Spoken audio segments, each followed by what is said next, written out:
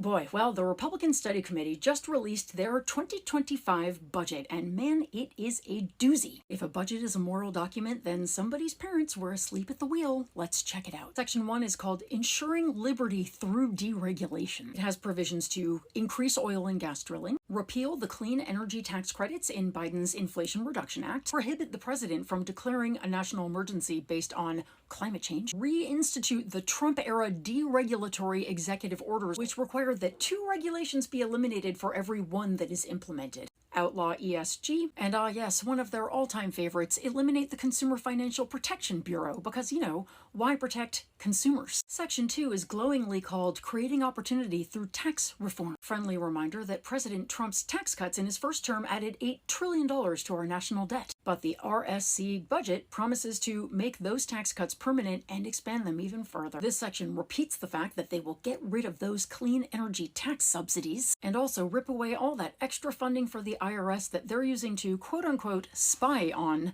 American citizens. In other words, make rich people pay their taxes. Section 3 of the Republican Study Committee's budget is called Opportunity Through Empowerment and Self-Sufficiency.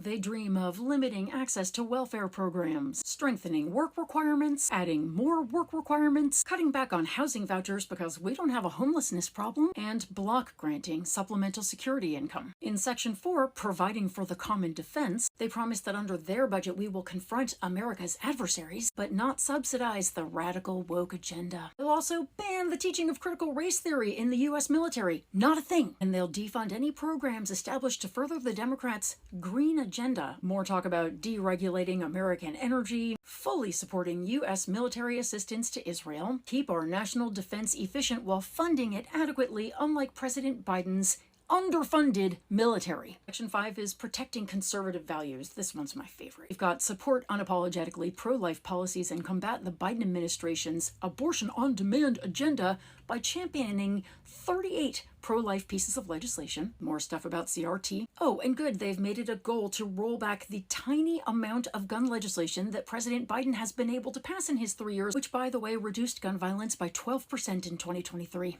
Yes, and defend religious freedom, because it's really having a moment of struggle in our country, isn't it? In Section 6, personalized, read privatized, and affordable healthcare, we learn how they're going to gut the Affordable Care Act. In Section 7, we learn how they will privatize Medicare and also get rid of all of President Biden's drug cost reductions. And in Section 8, we learn about how they're going to raise the retirement age to make Social Security solvent again, which can actually be done by just raising the cap on rich people's Social Security taxes. They also want to make common sense reforms to disability insurance to promote human dignity and earned success. Oh boy. In Section 9, they have a bunch of provisions to make sure that it's super easy to cut discretionary funding in the future. And in Section 10, ending President Biden's illegal and regressive student loan bailout, also ending public student loan forgiveness, also ending Pell Grant subsidies. Oh, it's just a cornucopia of generosity. So that's the summary, and it really doesn't tell us anything that we don't know. Republicans, should they get Trump back into office,